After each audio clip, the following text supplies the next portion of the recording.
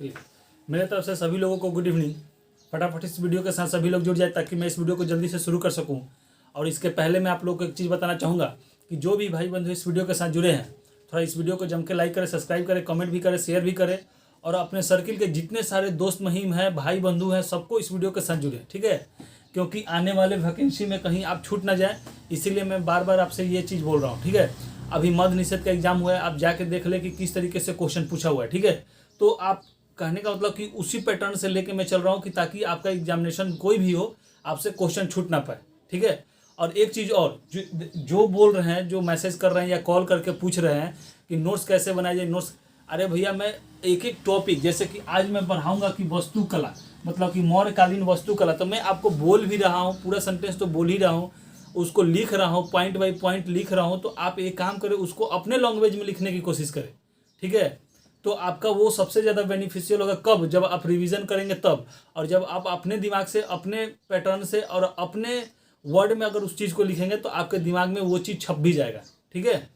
चलिए, और जो नए बच्चे जुड़ भी रहे हैं, ठीक है, वो वीडियो देखने के साथ साथ अगर जाके हमारे प्लेलिस्ट से, यूट्यूब चैनल पे प्लेलिस्ट में जाके सारे वीडियो को देख सकते हैं, ठीक है। वहाँ पे 1 से लेके अभी तक का पूरा वीडियो है, ठीक है। तो आज हम लोग मौर्यकालीन देखिए, हमने पूरा पढ़ लिया, प्रशासनिक व्यवस्था वगैरह सब कुछ उसका पढ़ लिया। अब मौर्यकालीन वास्तुकला पढ़ेंगे, ठीक है। मौर्यकालीन, ठीक है, वास्तुकला। देखिए, ये सवाल हमेशा आपसे पूछता है कि मौर्यकालीन वास्तुकला का मतलब क्या होता है। वस्तु बनाने की कला जो होती है वही चीज। तो उस समय सबसे ज्यादा, मौर्यकालीन के समय सबसे ज्यादा कौन कुशल था, तो बढ़ई, ठीक है। तो बढ़ई जो थे वो बहुत ही कुशल थे, यहाँ तक कि ऐसे भी थे कि लकड़ी के महल तक बना दिए हैं, ठीक है। लकड़ी के महल तक बना दिए। तो आपसे पूछता है कि लकड़ी के महल कहाँ पे मिला है, ठीक है। तो यही मौर्यकालीन सभ्यता से लकड़ी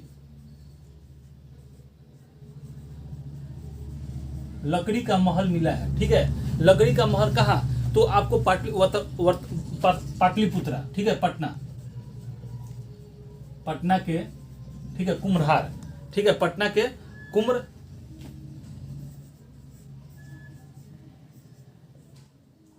कुम्हर, ठीक है, कुम्हर से मिला है। वर्तमान में कुशल कारीगर यहीं पे थे, ठीक है। तो आपसे सवाल पूछता है कि लकड़ी का महल कहाँ से मिला है, तो पटना, पाटलिपुत्रा या कुम्हार से मिला है, ठीक है। तो इस चीज के उस समय इतने कुशल मतलब कि रहते थे कि मतलब कि ये लकड़ी के महल तक बना देते थे।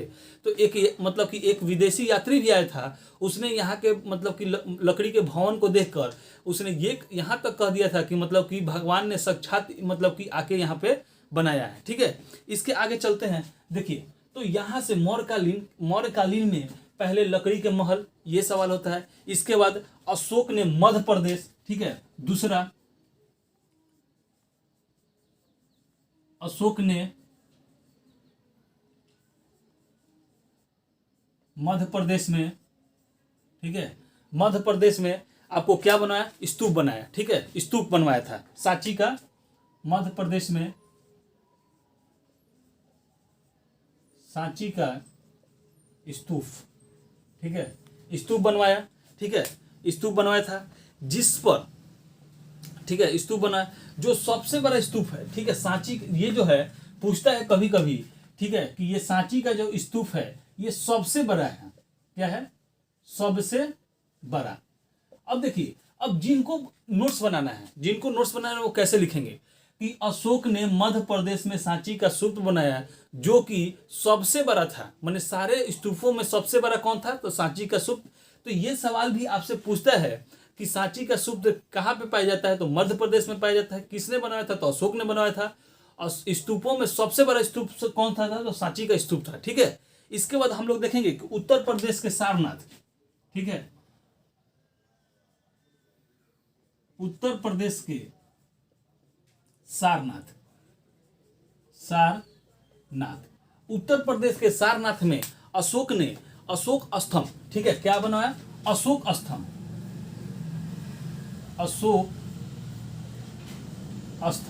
ठीक है, क्या बनवाया, अशोक स्तंभ बनवाया, ठीक है। तो देखिए, अशोक स्तंभ किसने बनाया, तो अशोक ने बनाया। कहाँ पे है, तो आपका उत्तर प्रदेश के सारनाथ में है।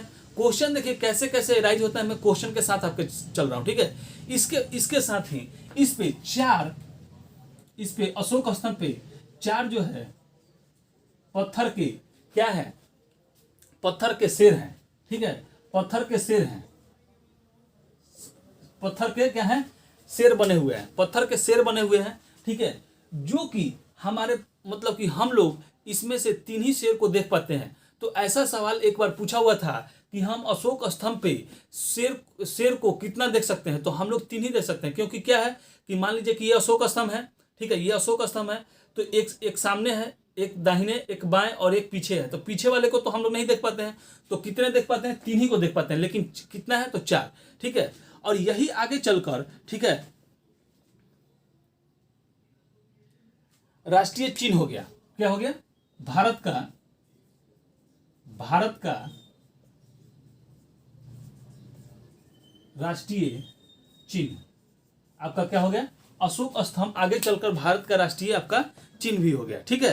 तो इसके बाद पूछता है कि अशोक स्तंभ किसका सूचक है, तो अहिंसा। किसका है, अहिंसा।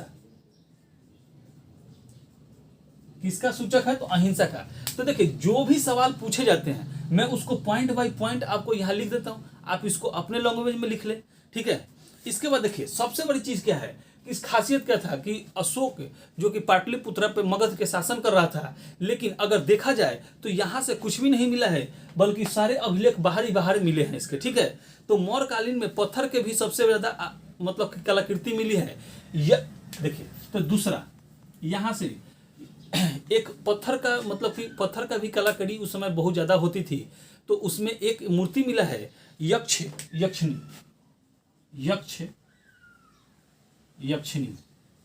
ठीक है। यक्षिणी की मूर्ति भी आपको मिला है, ठीक है। यक्षिणी की भी मूर्ति मिला है। तो ये सवाल यहां से पूछता है कि यक्षिणी की मूर्ति किस काल से मिली है, तो मौर्य काल से मिली है, ठीक है। आराम से समझ गए। अशोक अभिलेख भिन्न देखिए भिन्न क्षेत्र में मिले हैं, लेकिन पाटलिपुत्रा में इसके अभिलेख एक भी नहीं मिले हैं, ठीक है।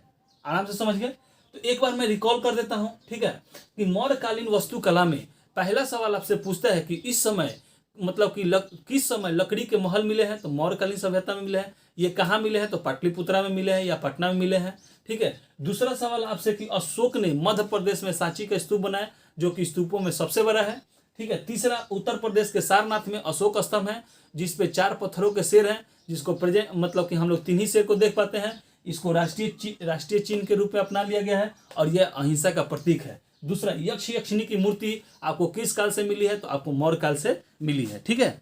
अब आइए सामाजिक जीवन हम लोग देखते हैं, ठीक है। क्या देखते हैं, सामाजिक जीवन।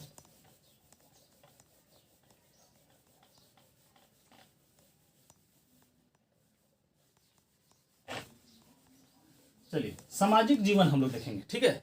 तो सामाजिक जीवन में क्या आता है, देखिए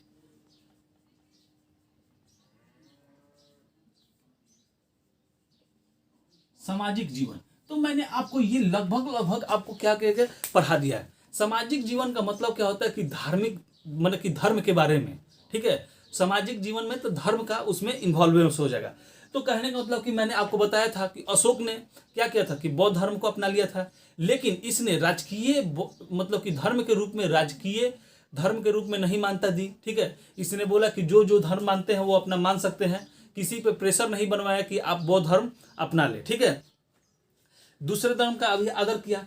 देखिए हिंदू धर्म को त्यागने के बाद जब उसने बौद्ध धर्म को अपना लिया, तब पर भी वह अपना नाम क्या लिखता था, देव नाम प्रियदर्शी ही लिखता था, ठीक है, जो क्या थी, संस्कृत की थी, इसीलिए ये करता था। इसने अपने 11वें अभिलेख में, मैंने अभिलेख आपको पढ़ाया था तो उसमें आपको बताया भी था कि सबसे बड़ा अभिलेख कौन है, 7वां। लेकिन 11वें अभिलेख में इसने कहा था कि मतलब कि कोई भी ब्राह्मणों को क्या करेगा, सताएगा नहीं, ठीक है। इसके बाद इसने 4 मतलब कि मैंने बताया भी था कि इसने क्या किया था कि आजीवक संप्रदाय को क्या किया था, 4 गुफा दान में दे दिया था। आजीवक संप्रदाय को इसने 4 गुफा क्या किया था, दान में दे दिया था। अशोक ने पशु बलि पर पूर्णतः क्या किया था कि प्रतिबंध लगा दिया। पशु बलि पर क्या किया, पूर्णतः ये लगा दिया। यज्ञ, कर्मकांड, यज्ञ कर्म कांड पर रोक लगा दिया, जिसके कारण ब्राह्मणों की आय क्या होगी, कम हो गई। ठीक है, तो ये आपके सामाजिक जीवन में आता है। ठीक है, सामाजिक जीवन मैंने आपको पीछे पढ़ा भी दिया है कि अशोक ने अपने क्या किया था कि बौद्ध धर्म को अपना लिया था। ठीक है, हिंदुत्व को छोड़ने के बाद इसने भी अपना नाम, अपना मतलब कि देव नाम प्रियदर्शनी ही लिखता था। ये आपका एक सवाल हो जाएगा। ठीक है, इसके बाद दूसरा आपसे कि ये भी मतलब कि इसने अपने 11वें अभिलेख में ये साफ साफ लिख दिया था कि ब्राह्मणों को कोई नहीं सताएगा। ठीक है, इसके बाद अशोक ने आजीवक संप्रदाय को 4 गुफा दान में दे दिया था। ठीक है, चलिए प्रशासनिक ढांचा अब हम लोग देख लेते हैं। इसमें आप समझ गए सामाजिक जीवन में। अब सामाजिक जीवन में मैंने आपको कुछ नहीं लिखा, तो अब आप मैसेज या कॉल मत कीजिएगा कि मतलब कि इसका नोट्स करें। आप हेडलाइन डालिए सामाजिक जीवन और लिख ले। ठीक है, अपने लाइन में लिख ले, अपने वर्ड से लिख ले, मैंने बोल दिया लिख ले। ठीक है, प्रशासनिक ढांचा,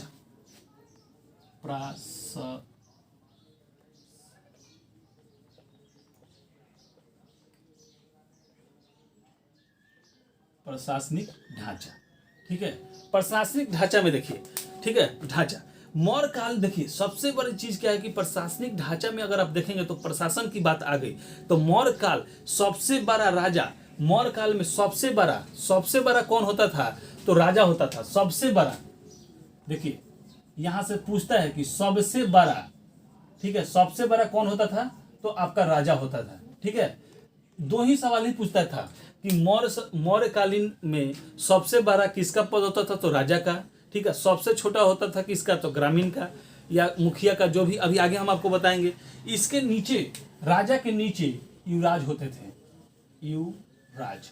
ठीक है, इसके नीचे कौन होते थे, युवराज होते थे। ठीक है, प्रांत का शासक, देखिए प्रांत, ये पूछता है कि प्रांत का शासक प्रांतपति के पास रहता था, प्रांत।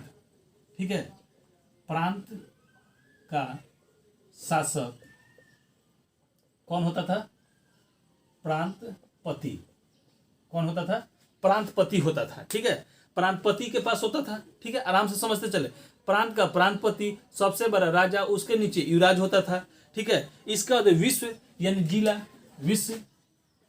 ठीक है, विश्व यानी कि आपका क्या हो गया, जिला। ठीक है, इसका भी पूछता है तो विश्वपति। याद करने का तो कोई, विश्वपति एकदम सेम टू सेम ही आपका कहानी चल रहा है। ठीक है, इसके नियंत्रण में होता था 10 गांवों का छोटा मालिक। 10 गांवों का, अगर 10 गांवों का पूछता था, ठीक है, 10 गांवों का, ठीक है, तो या तो मालिक या गोप। क्या होता था, गोप। ठीक है, क्या होता था, गोप।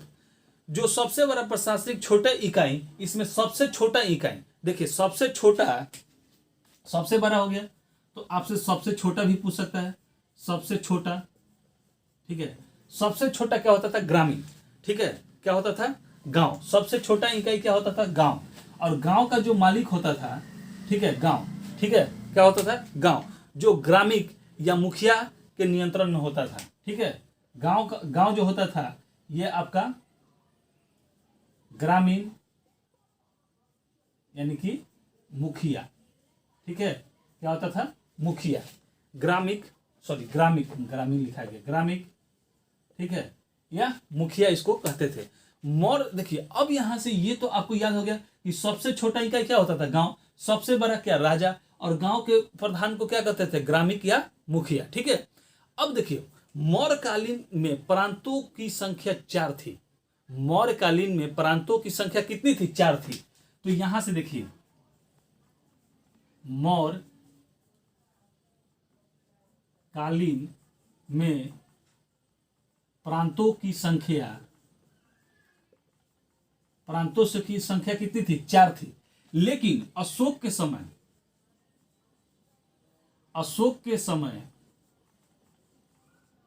यह 5 हो गई। अशोक के समय कितना हो गया, 5 हो गया। अब ये सवाल आपसे यहां पूछता है कि उसकी राजधानी, प्रांत कौन कौन से थे, तो मैं यहां पे आपको लिख देता हूं। ठीक है,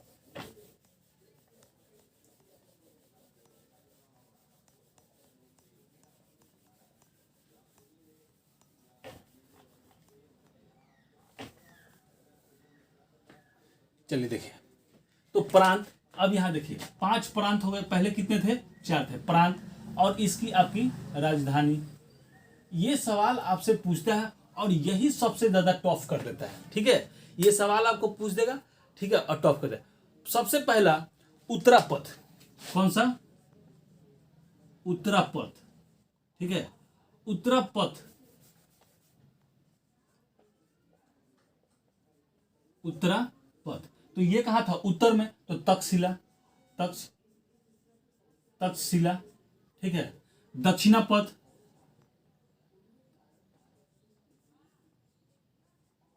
दक्षिणापथ, ठीक है, दक्षिणापथ। तो ये आपका होता था स्वर्णगिरी, क्या होता था? स्वर्णगिरी, ठीक है। इसके बाद आपका होता था अवंती, तो इसका होता था उज्जैनी, ठीक है, क्या होता था? उज्जैनी,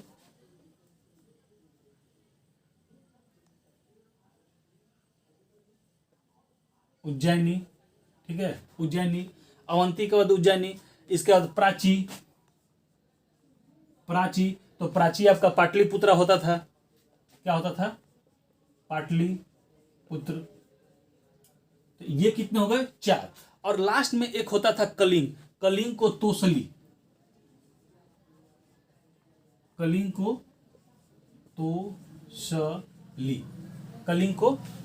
ठीक है। तो ये कहां पे है? तो देखिए, ये तो आपका पाकिस्तान में है, पाक में है। ये आपका महाराष्ट्र में, महाराष्ट्र वाले क्षेत्र, ठीक है, कौन वाला? महाराष्ट्र वाले क्षेत्र। ये उज्जैनी आपका था, कौन? अवंती का उज्जैनी जो था मध्य प्रदेश, एमपी, मध्य प्रदेश, ठीक है। पाटलिपुत्र आप जानिएगा, कलिंग आपका जानते ही हैं, ठीक है। इसके अलावे देखिए, ये तो आपका 5 हो गया। अब देखिए, एक चीज ऐसा होता है कि सवाल आपसे बहुत ही टिपिकल टाइप का सवाल पूछता है कि श्रीलंका के राजा, ठीक है, अशोक के उपदेश को माने लेकिन उनके अधीन नहीं आए, ठीक है, उनके अधीन नहीं आए। जैसे कहने का मतलब है कि उस समय जिस समय अशोक का शासनकाल चल रहा था, तो अशोक का मतलब कि प्रचंड बहुत ही था, ठीक है। वो चाहता तो उस समय श्रीलंका को क्या करता? भारत में मिला सकता था, ठीक है, लेकिन वो मिलाया नहीं। और केवल श्रीलंका के जो राजा थे वो अशोक के उपदेशों को पालन किए, किंतु श्रीलंका को अशोक ने अपने अधीन नहीं लिया, ठीक है, अपने अधीन नहीं लिया। इसके बाद अशोक की 232 बीसी में क्या हो गई? मृत्यु हो गई, ठीक है। 232 बीसी में मृत्यु हो गई। कहां पे हुई? तो पाटलिपुत्रा में हो गई, ठीक है। कहां पे हो गई? तो पाटलिपुत्रा में, ठीक है। पाटलिपुत्रा में इसकी क्या हो गई? मृत्यु हो गई। पाटलिपुत्र में इसकी क्या हो गई? मृत्यु हो गई, ठीक है।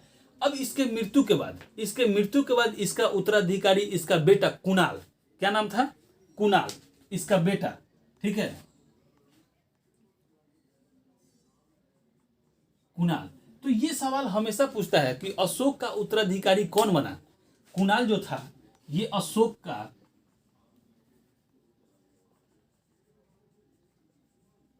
का पुत्र, और ये उत्तराधिकारी भी आपका था, ठीक है। लेकिन यह मतलब कि उतना ज्यादा मतलब कि योग नहीं था, मतलब कि अशोक के जैसा ये क्या था? योग नहीं था।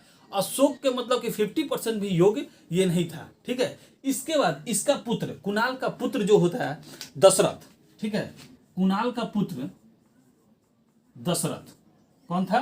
कुणाल का पुत्र कौन था? दशरथ था। यह भी इतना योग्य शासक नहीं बना।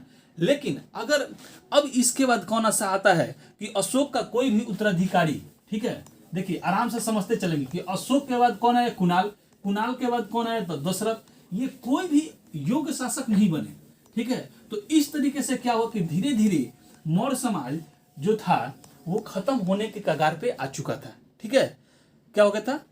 खत्म होने के कगार पे आ गया था। इसके बाद अंतिम अगर शासक पूछे, इस काल की अंतिम अंतिम शासक अगर पूछे कि मौर्य का अंतिम शासक कौन था, तो बृहदत्त,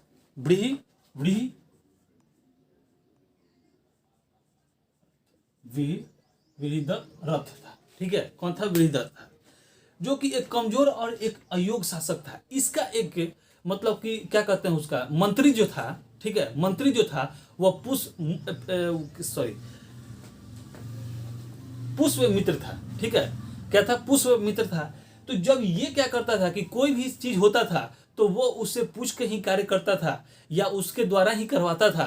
तो उसको ये चीज लग गया था कि मतलब कि अब इनमें कुछ नहीं रह गया है, अगर हम चाहें तो इनको क्या कर सकते हैं, अब मारकर अपनी वंश की स्थापना कर सकते हैं। तो इसने क्या किया कि पुष्यमित्र शुंग ने एक प्लान बनाया, ठीक है। एक प्लान के दौरान इसने क्या किया कि अपने जितने भी विश्वासी सेना, मतलब कि जितने भी विश्वासी सेना थे उनको मतलब कि एक जगह इकट्ठा किया और सेना के अगले पंक्ति में क्या किया कि सब लोगों को खड़ा किया और इनसे बोला कि आप एक बार चलकर मतलब कि उसका जायजा ले ले, मतलब निरीक्षण कर लें। और उसी में क्या हुआ कि पुष्यमित्र शुंग ने इनको भाला से मार दिया, ठीक है, और इनका सर काट कर और सीधे सीधे कहाँ महल में पहुंच गया और वहाँ पे गद्दी पे बैठ के सभी मंत्रियों के सामने बोला कि मैं अब इस यहाँ का राजा हो गया, ठीक है, ठीक है, ये चीज हो गया। तो आपसे जब भी पूछे तो वृहदत्त आपका अंतिम अंतिम अथी था, इसको पुष्यमित्र शुंग ने मारकर अपना शुंग वंश की स्थापना कर दिया, ठीक है। किस वंश की स्थापना कर दी, तो शुंग वंश की स्थापना कर दी। तो कुछ ऐसे भी देख ले कि पतन के कारण, मौर्य के पतन के कारण, ठीक है, ऐसे मौर्य के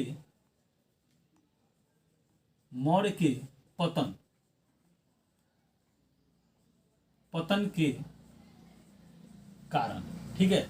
तो आपको पता, अभी तक तो पता चल ही गया कि मौर्य के पतन के कारण क्या है। सबसे पहला कि अशोक ने युद्ध की नीति छोड़ दी। कभी भी किसी भी राजा को युद्ध की नीति क्या करनी चाहिए, नहीं छोड़नी चाहिए। इससे होता क्या है कि सामने वाले को मतलब कि आपके कमजोरी का फायदा मिल जाता है और वो मतलब कि सामने वाला समझ लेता है कि कुछ भी करेंगे तो वो मुझे पलटकर वार नहीं करेगा। दूसरा, अशोक ने बौद्ध धर्म को मतलब जरूरत से ज्यादा मतलब कि अपना रुझान उसके तरफ कर दिया, बौद्ध धर्म के तरफ जरूरत से ज्यादा अशोक मतलब कि उसके तरफ रुझान हो गया।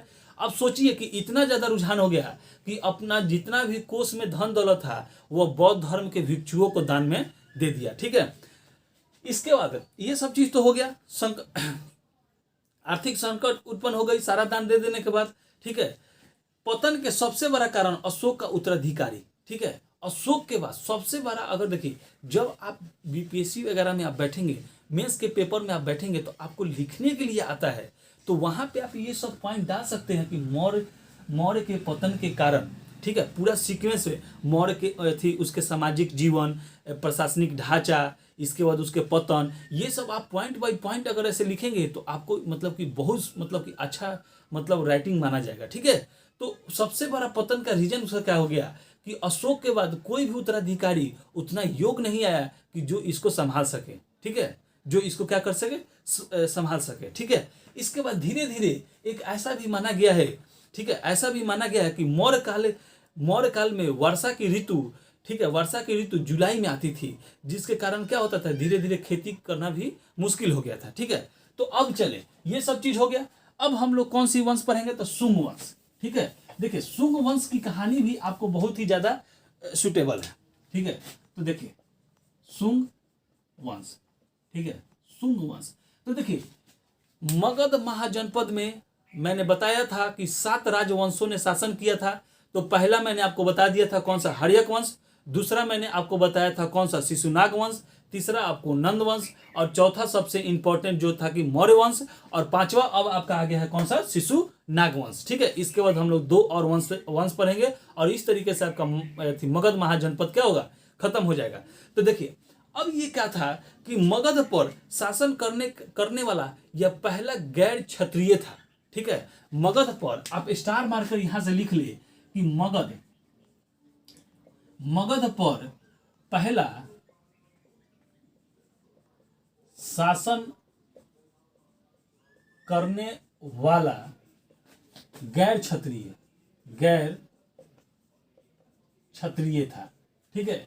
ये वंश कौन था, गैर क्षत्रिय। कैसे, देखिए क्योंकि देखिए पुष्यमित्र शुंग जो था वह आपका पाटलिपुत्र का नहीं था, मगध का नहीं था, बल्कि वो कहाँ था, तो एमपी का था, ठीक है। एमपी का विदिशा का था, एमपी के विदिशा का था, ठीक है। कहाँ का था, तो एमपी का विदिशा का। तो अगर इसका संस्थापक पूछ दे, दूसरा स्टार मार के लिख ले संस्थापक, तो आपका पुष्यमित्र शुंग, पुष्प पुष्पमित्र शुंग, ठीक है, पुष्पमित्र शुंग। ये कहाँ का था? तो मध्य प्रदेश, मध्य प्रदेश, मध्य प्रदेश में कहा? विदिशा, विदिशा, ठीक है। ये कहाँ का था? तो मध्य प्रदेश के विदिशा का था। इसीलिए इसे गैर क्षत्रिय कहा गया। ये एक ब्राह्मण था। क्या था? तो ये पुष्पमित्र जो था एक कट्टर ब्राह्मण था। क्या था? कट्टर ब्राह्मण था, ठीक है। जिस तरीके से अभी तक मैंने आपको पीछे बताया था कि घनानंद के पिता ये सब क्या थे, मतलब कि वो लोग क्षत्रियों को देख नहीं सकते थे और क्षत्रियों का क्या करते थे, सोचे कि इस मतलब कि जाति का नाश कर देंगे। और उन्होंने बहुत ही मतलब कि इस चीज को निर्दल मतलब कि बहुत ही मतलब कट्टरता से उसका प्रयोग भी किया था। उसी तरीके से पुष्प मित्र शुंग भी जो था वो बहुत ही कट्टर ब्राह्मण था। और जैसे ही वो अशोक के शासन काल में क्या था, एक मंत्री था, ठीक है, मंत्री था। तो उस समय क्या था कि बौद्ध धर्म का प्रचलन बहुत ज्यादा था और एक जाति का ब्राह्मण था। तो इसको लगता था कि हम लोग को क्या कर रहा है, दबाया जा रहा है। तो इसी का बदला सधाने के लिए उसने क्या किया कि पुष्पमित्र शुंग जैसे राजा बना और अपने वंश का स्थापना किया, तो उसने बौद्ध धर्म को नाश करना चालू कर दिया। माने कि उसके द्वारा जो भी बनाया गया मूर्ति वगैरह जो भी था वो सबको क्या कर दिया कि नष्ट करना चालू कर दिया, ठीक है। इसके बाद पुष्पमित्र शुंग ने अपनी राजधानी ठीक है, दो जगह बनाया। देखिए ये मेनली कहाँ का था? तो मध्य प्रदेश विदिशा का था। तो पहला इसने पाटलिपुत्र राजधानी बनाया, पाटलिपुत्र में राजधानी बनाया। और एक आपका बनाया था कहाँ? विदिशा। एक आपका कहाँ बनाया था? तो आपका विदिशा में बनाया था, ठीक है। आपको कहाँ बनाया था? दूसरा पुराना ये विदिशा एमपी में इसने बनाया था, ठीक है। इसने बौद्ध के मठ को स्तूपों को क्या किया? ध्वस्त कर दिया। लेकिन पुष्पमित्र शुंग मध्य प्रदेश के, अगर आपसे पूछे तो यह जो था यह मध्य प्रदेश के सांची का स्तूप को क्या किया? नहीं तोड़वाया, ठीक है। क्या किया? नहीं तोड़वाया, बल्कि इसके खिड़की में तांबा लगाया, ठीक है। सांची के स्तूप में तांबे का खिड़की, ठीक है,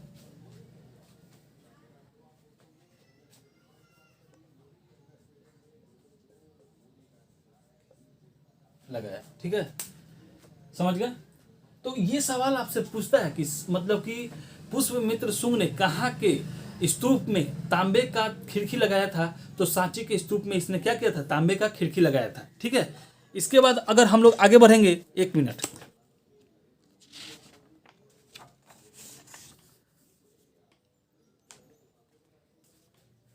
चलिए, ठीक है। अब इसके समय में बहुत सारे राइटर भी हो गए, तो हम लोग देखेंगे एक एक करके, ठीक है।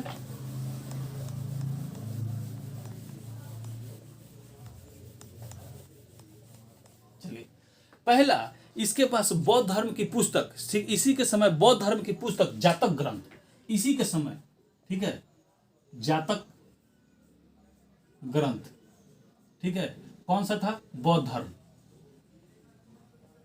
बौद्ध धर्म, ठीक है। इसी के समय पुष्पमित्र शुंग के समय ही जातक ग्रंथ की क्या होती? रचना हुई थी, ठीक है। जातक ग्रंथ की क्या हुई थी? रचना हुई थी। दूसरा, पतंजलि ने महाभाष्य लिखा था। किसने? पतंजलि ने महाभाष्य,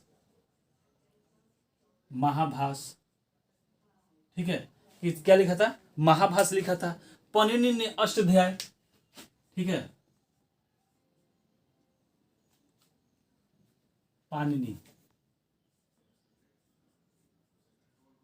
पाणिनि ने क्या लिखा था? अष्टाध्याय,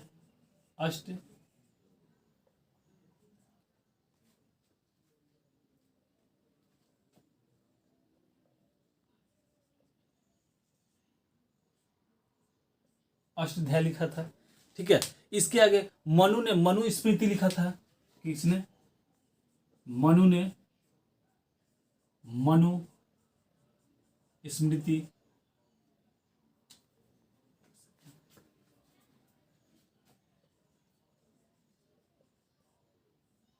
मनुस्मृति लिखा था। ठीक है, चलिए, तो ये आपको सबसे ज्यादा इंपॉर्टेंट है। जातक ग्रंथ किस धर्म का है, तो बौद्ध धर्म का है। ठीक है, पतंजलि ने महाभाष्य लिखा था, पनिनी ने अष्टाध्यायी लिखा था, मनु ने मनुस्मृति लिखा था। तो ये एक सवाल के पैटर्न पे आपसे डायरेक्ट ही पूछ लेता है कि जातक ग्रंथ किस धर्म से संबंधित है, तो बौद्ध धर्म से। मनु की पुस्तक का नाम क्या है, तो मनुस्मृति। इसके बाद पनिनी का कौन सा है, तो अष्टाध्यायी। और इसके पतंजलि का क्या है, तो महाभाष्य। कभी ऐसा सवाल आप जब पीसीएस वगैरह में बैठेंगे तो ये सवाल पूछा जाता है कि मनुस्मृति किसके शासन काल में लिखी गई थी, तो पुष्यमित्र शुंग के शासन काल में लिखी गई थी। और पुष्यमित्र शुंग के शासन काल में ही 2 यमन आक्रमण भी हुए थे। कौन से? 2 विदेशी आक्रमण जो कि यमन के थे। ठीक है, थोड़ा सा आज आपका वीडियो 2-4-5 मिनट थोड़ा ज्यादा चलेगा, लेकिन आप इसको देख लेंगे। ठीक है, तो क्या था कि यमन के इसने 2 विदेशी आक्रमण भी इसी के पुष्यमित्र शुंग के समय में ही हुए थे। ठीक है, लेकिन हुआ क्या था कि वो जो यमन यात्री थे उनको ये चीज बताया गया था कि वहां पे मगध पे मौर्य का शासन चल रहा है। और उस समय राजा कौन था? अशोक था। और अशोक युद्ध की नीति को क्या किया दिया? त्याग दिया है। इसके एवज में वो लोग क्या करते थे कि युद्ध की तैयारी करके यहाँ पे पहुंचे। जब ये यहाँ पे पहुंचे तब तक क्या होता? पुष्यमित्र शुंग राजा बन चुका था, शुंग वंश की स्थापना हो गई थी। तो इन पुष्यमित्र शुंग ने अपने पुत्र अग्निमित्र के सहयोग से उनको धो डाला। ठीक है, पूरा धो डाला। ठीक है, और देखिए पहला जो विदेशी यमन आक्रमण हुआ था उसका नेतृत्व कर रहा था डेमेडियास। ठीक है, प्रथम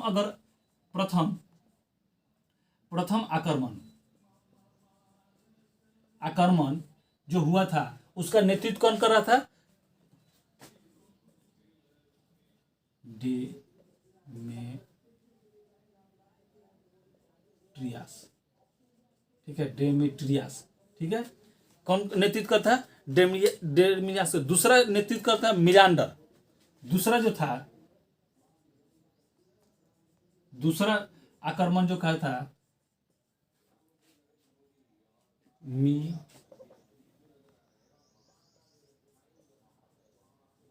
कौन था? मियांडर था।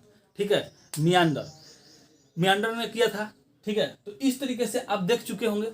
अब मैं इसके आगे जो भी है आपको मतलब कि शुंग वंश के बारे में है, अगले वीडियो में बता के आपको इस चीज़ को ख़त्म कर दूंगा। ठीक है, आपको ये वीडियो कैसा लगा आप लोग प्लीज़ इस कमेंट बॉक्स में जाकर कमेंट में बताएं कि आपको ये वीडियो कैसा लग रहा है। ठीक है, और थोड़ा सा आप लोग समय से जुड़ने का कोशिश करें। और बार बार मैं ये चीज़ आप लोग से बोलता हूँ, रिक्वेस्ट करता हूँ, फिर भी आप लोग थोड़ा सा इस रिस्पॉन्स नहीं दिखाते हैं। ठीक है, लेकिन फिर भी मैं आप लोग के सामने फुल फेज में लेके वीडियो आता हूँ। ठीक है, कि कभी आप लोग इस चीज़ का फ़ायदा उठाएं। देखिए फ़ायदा उठाएंगे, आपकी जॉब होगी तो आप सेटलमेंट कहीं होंगे। ठीक है, इसीलिए चलिए, तो हमारे वीडियो के साथ जुड़ने के लिए बहुत बहुत धन्यवाद।